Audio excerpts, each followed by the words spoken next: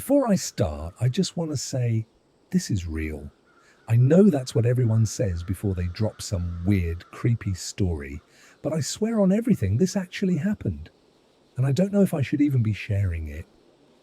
You ever hear about people making money in weird ways online? Like people who sell pictures of their feet, or those YouTubers who eat insane amounts of food for views? Yeah, well, my thing was a little different. I stalked people.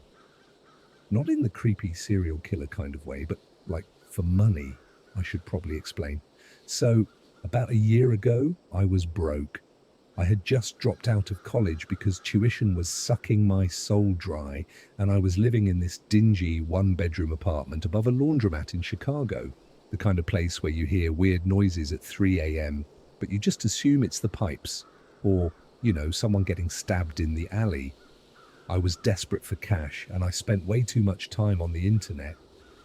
That's how I found the job. There was this forum on the deep web, not one of those Red Room or Hitman for Hire type sites. That's all bullshit.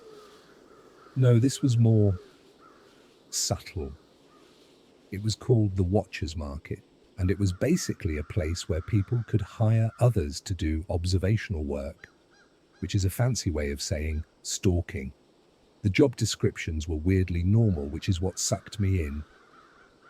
Need detailed information on an individual, just social media recon, nothing illegal. Looking for a tail on my ex. She's been acting suspicious, just want to know if she's cheating. Seeking an experienced tracker, corporate interest, pays well. Most of it was harmless. People who wanted me to keep tabs on their exes, find out if their spouse was lying, dig up dirt on their business rivals. And the money, insane. I was making $500 a gig at first. Then it shot up to $1,000, then $2,500, and I didn't have to do much. Just sit in a coffee shop, watch someone for a couple of hours, take notes, and report back. Or just scroll through social media, find hidden profiles, piece things together. Nothing crazy, until I got the job. I remember it vividly. I was at this 24-hour McDonald's downtown drinking a stale coffee, scrolling through my messages when I saw it. New client. The message was short, straight to the point.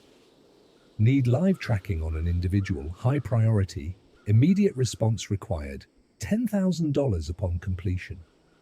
$10,000 for one job. That was more than I made in 2 months. There was no name, no details, just a single attachment. A photo.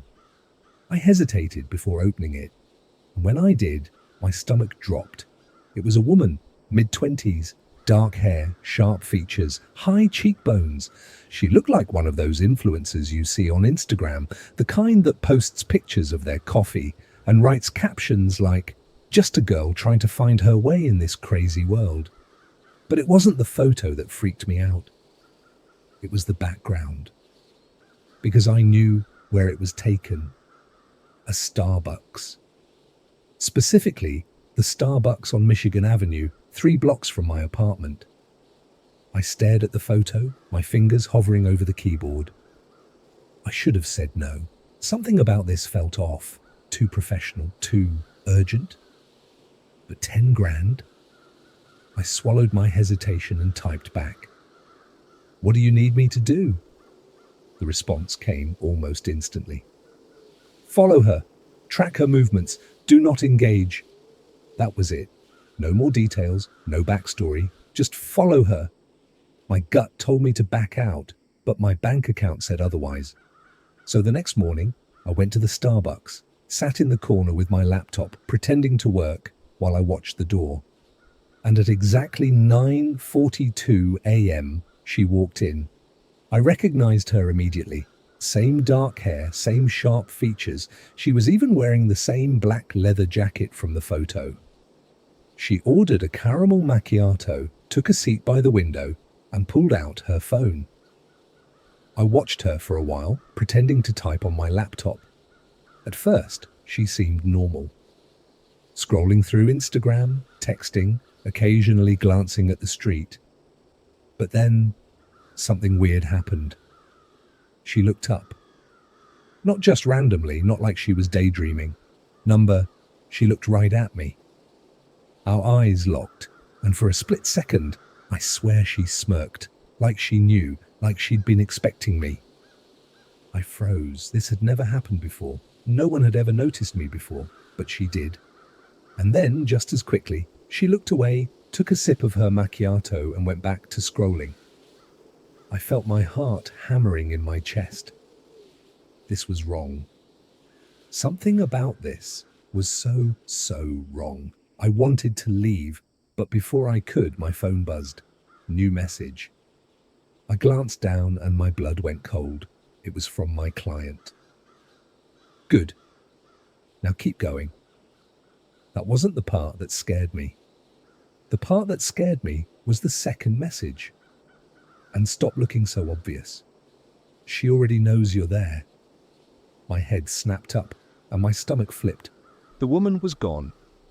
Her coffee cup was still on the table, her phone too, but she wasn't there. And then my phone buzzed again. A new photo. I opened it with shaking hands. It was me, sitting in the Starbucks, staring at the door. The timestamp said 9:42 a.m., the exact moment she had walked in. I don't remember leaving the Starbucks. I don't remember packing up my laptop, throwing away my coffee, or stepping outside into the cold. All I remember is walking, fast. My mind was racing, my body on autopilot, weaving through the Chicago crowd like I was being chased, even though I wasn't sure if I was. That picture. Someone had taken a picture of me before I even saw her, before I even knew I was going to take the job. I kept checking over my shoulder, but the streets were packed. Tourists, office workers, people going about their day like nothing was wrong. But something was wrong, and I needed answers. The client. I made it back to my apartment, locked the door behind me, and yanked the blinds shut. My heart was still hammering in my chest. I opened my laptop and went straight to my messages. Who took that picture? I stared at the screen, waiting. My fingers were twitching over the keyboard. Nothing. I typed again. This wasn't part of the deal. Who is she? Still nothing. I slammed my laptop shut. My stomach was in knots. Something about this felt different from my other jobs. I'd followed cheating husbands, paranoid CEOs, even a low-level politician once. But this felt orchestrated, like I was the one being watched. The apartment. I tried to shake it off. Maybe it was a test. Maybe the client just wanted to see if I'd actually follow through. Maybe this was some rich dude's twisted game.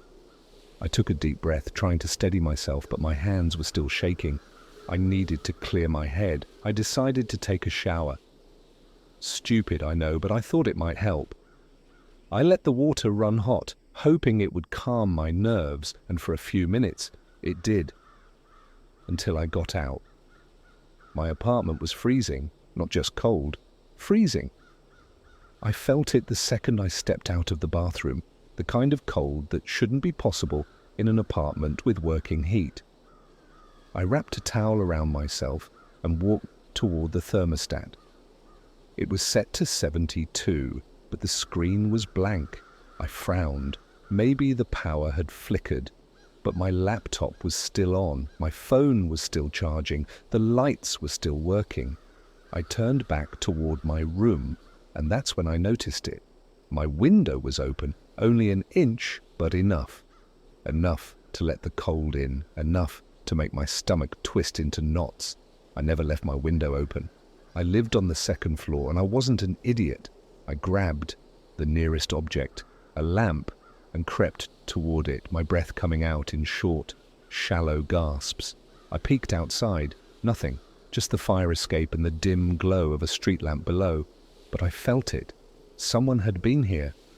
The missing woman. I didn't sleep that night. Every sound made my skin crawl. The distant hum of traffic, the occasional footsteps in the hallway, the soft creak of my apartment settling. By morning, I was wired, running on nothing but paranoia and caffeine. I had two options: drop the job, block the client, pretend this never happened, figure out who the hell this woman was. I went with option 2. I started with the Starbucks. I went back, ordered a coffee, and took a seat near where she had been sitting. Her phone was gone. Of course it was. But I noticed something else, the barista. She kept glancing at me like she recognized me. I waited until the rush died down, then walked up to the counter. "Hey," I said, keeping my voice casual. "You were working yesterday morning, right?" She hesitated. "Yeah." "Why?" I pulled up the photo, the one my client had sent me.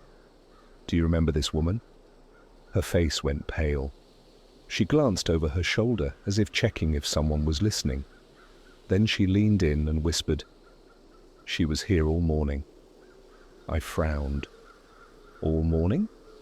She nodded. She ordered the same drink 4 times, sat in the same spot, barely touched her phone, just stared out the window.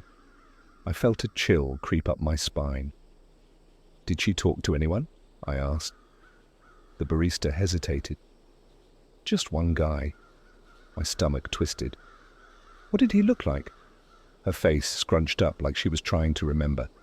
"Tall, beard, black hoodie, kind of scruffy." I nodded, pretending that made sense, even though it didn't. But then she said something that made my blood turn to ice. "She asked about you." The realization. I felt like I was going to be sick. "She what?" "Yeah," the barista said, lowering her voice. "She showed me a picture, asked if I'd seen you before." I could barely breathe. "And what did you say?" She shrugged. "I told her you come in sometimes. Thought you were just some freelancer or something." I felt my head spinning. The client had hired me to follow her, but she had been looking for me. I needed to get out of there. I mumbled a quick thanks and rushed outside. The street was busy, people moving in every direction, but I suddenly felt exposed, like I was being watched. I pulled out my phone and opened my messages. Still nothing from the client, but there was a new email, no subject, no sender, just an attachment. I tapped it open and I swear my heart stopped. It was another photo, taken just minutes ago. It was me, standing outside the Starbucks, phone in hand, looking at the screen, looking at this exact email. I whipped around, my breath caught in my throat, but the crowd was just a blur of strangers, except for one person standing completely still, a man, tall, beard, black hoodie, kind of scruffy, watching me. And then he smiled. I didn't think, I just ran. I shoved my phone into my pocket, pushed past a couple of tourists taking selfies and bolted down the street. My heart was in my throat. I didn't care where I was going, I just needed to get away. I glanced over my shoulder. The man was still there, not running, not chasing, just walking, slow, deliberate, like he knew I wasn't going to escape. The train. I ducked into the nearest subway station, taking the stairs 2 at a time. The Chicago L smelled like piss and old metal, but I didn't care. I just needed to put some distance between me and that guy. I jumped onto the first train I saw, a red line heading north. The doors slid shut behind me, and I let out a breath I didn't realize I was holding. I grabbed a seat in the corner and hunched over, pretending to scroll through my phone. My hands were shaking. The train lurched forward, and I finally allowed myself to look up. No sign of the guy. Okay, maybe I lost him. I tried to think. Who was he? Was he my client? Someone connected to the woman? And, more importantly, how the hell did he take that picture of me in real time? I checked my messages again. Still no reply from the client. Just that photo. I zoomed in, searching for anything in the reflection of the Starbucks window that might give me a clue. But then I felt it. That sinking, suffocating feeling, the one you get when you realize you're not alone. I looked up, and my blood turned to ice. 3 rows down, the man in the black hoodie, sitting perfectly still, smiling, the chase. I shot up from my seat, nearly tripping over my own feet as I moved toward the doors. The train was still moving, but I didn't care. As soon as it pulled into the next station, I was out. The brakes screeched, the doors slid open. I pushed past an old woman with a shopping cart and sprinted onto the platform. No looking back, just run. I dodged through the crowd, up the stairs, into the city streets, just moving, weaving, turning corners. I didn't stop until my lungs burned, till my vision blurred, until I was sure, absolutely sure, that he wasn't behind me anymore. Only then did I let myself collapse onto a bench, sucking in deep, ragged breaths. I was safe. For now. The phone call, I needed answers. I pulled out my phone and did the only thing I could think of. I called the number attached to my client's profile. I didn't expect it to work. Most of the people on the watcher's market used burner phones or encrypted apps, but the line rang, and then a click, silence, and then a voice. Not robotic, not distorted, just normal, male, calm, controlled. "You shouldn't have run." My mouth went dry. I swallowed hard, forcing my voice to stay steady. "Who is she?" There was a pause, then, "You don't want to know."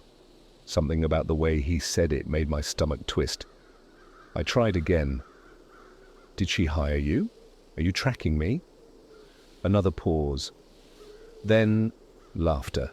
Low, almost amused. "You really don't get it, do you?" The call ended. I stared at my screen, my heart slamming against my ribs. Then my phone buzzed. New email. No subject. No sender. Just an attachment. I tapped it open, half expecting another photo of myself. But it wasn't. It was her. The woman from the Starbucks, but not a normal photo.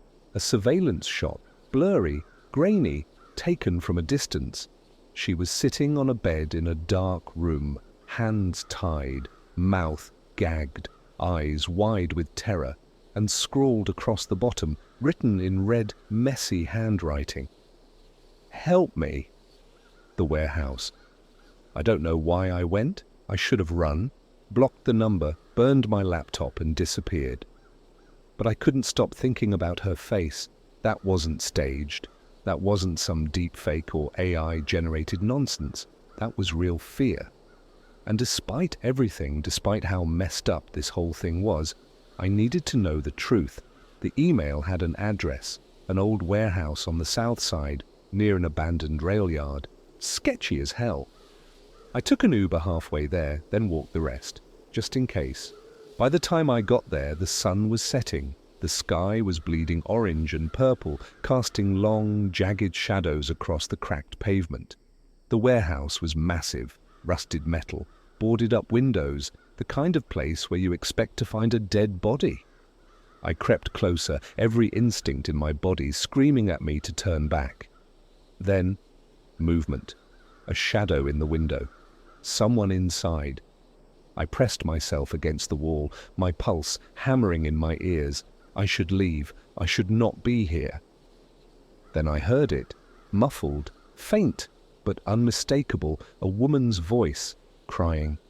I clenched my fists, took a breath, and stepped inside. The truth.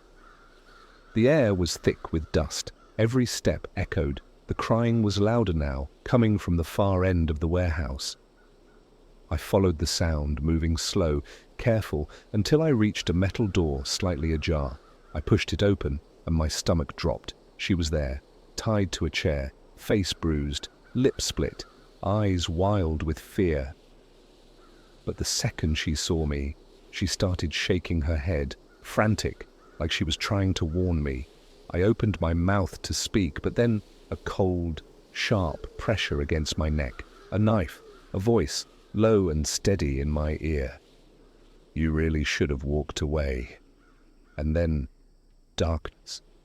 I woke up to the taste of blood in my mouth. My head was pounding, like someone had taken a sledgehammer to my skull.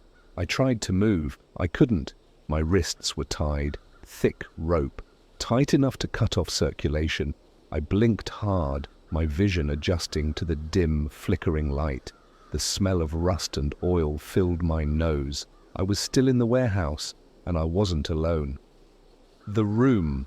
The woman was still there, but she wasn't tied up anymore. She was sitting across from me, her hands resting in her lap, completely calm.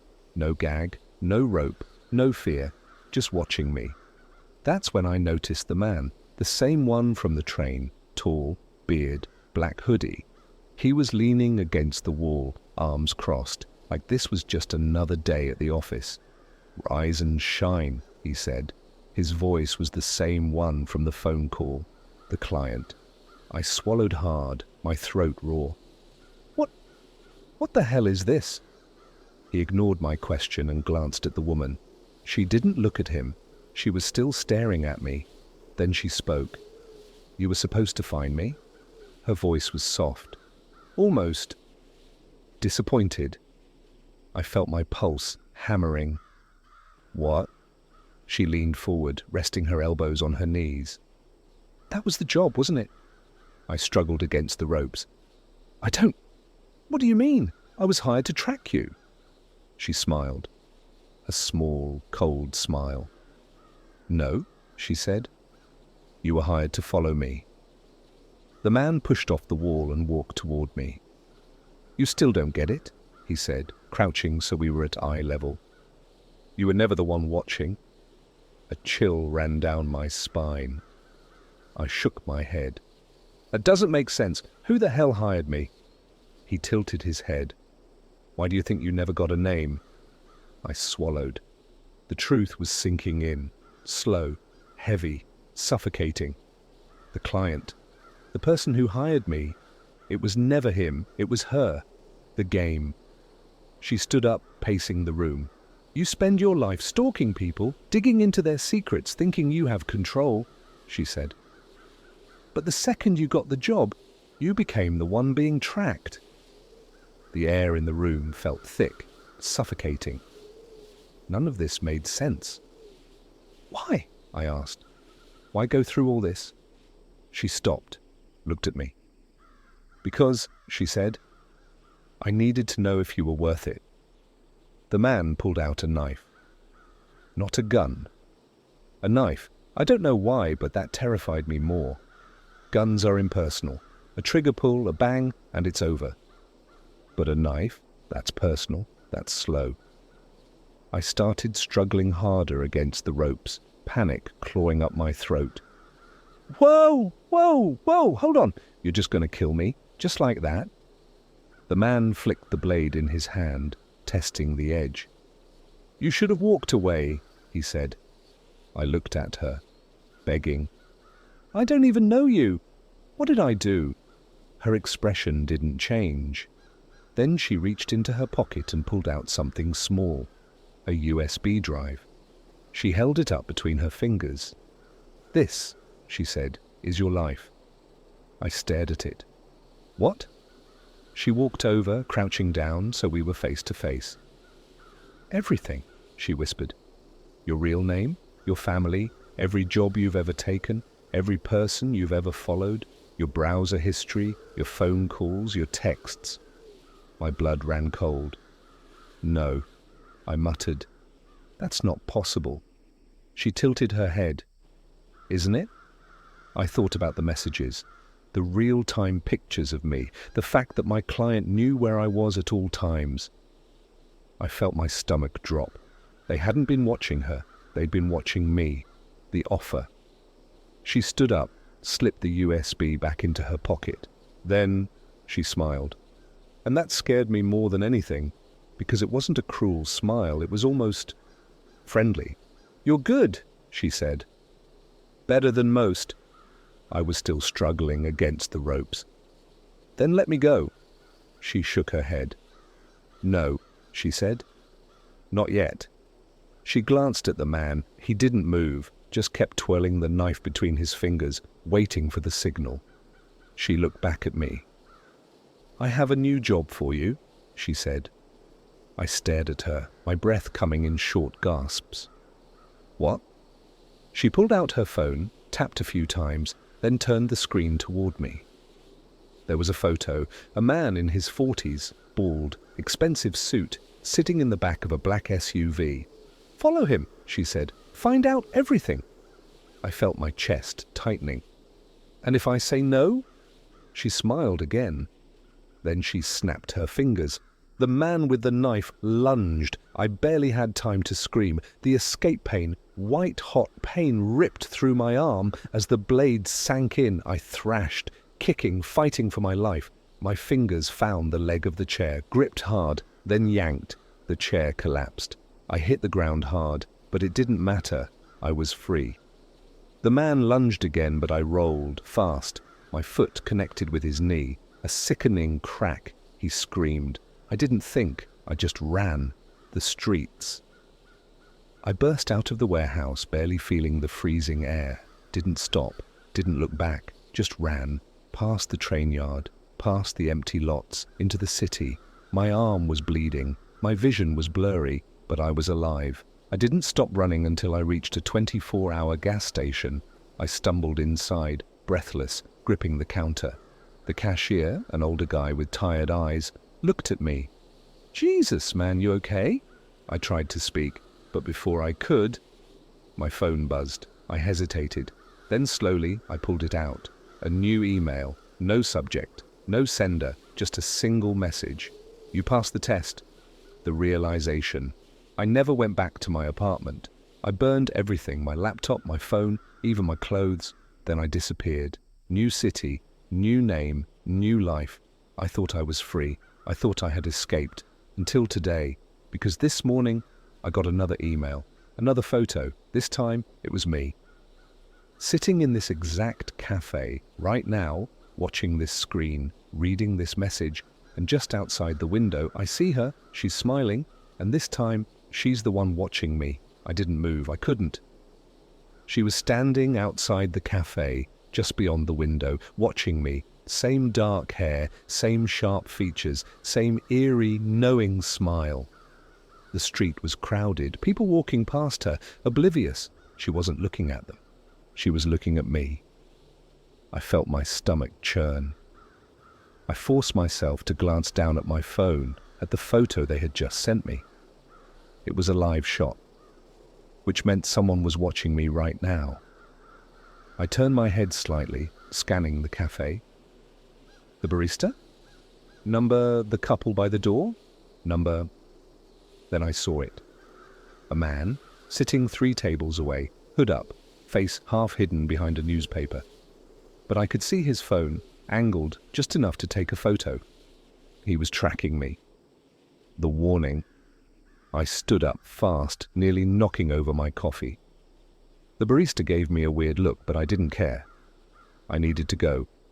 Now I shoved my phone into my pocket and pushed out the door, stepping into the cold air. She was still there. The woman. She didn't move, didn't even flinch as I walked up to her. "What do you want?" I demanded. She just smiled. "To talk?" Her voice was calm, unshaken, like this was all part of her plan.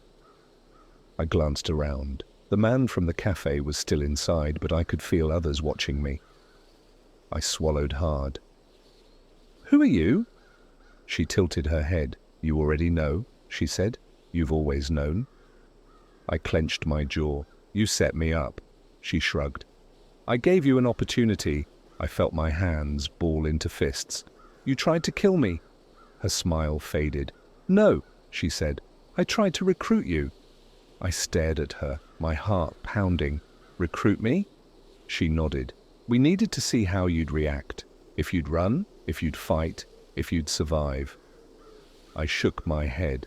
"That was a test." She gave me a look. "You passed. The organization." I was breathing fast now, my mind racing.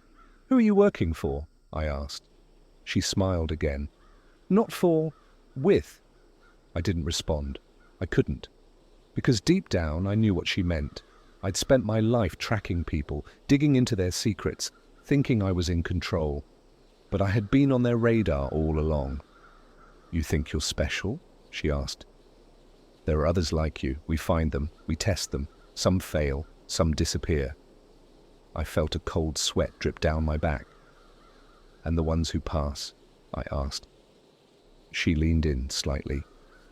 "They join?" I shook my head. Join what? She ignored my question and held out something small, a USB drive, the same one from the warehouse. Everything you need to know is on here, she said. I didn't take it. She smirked.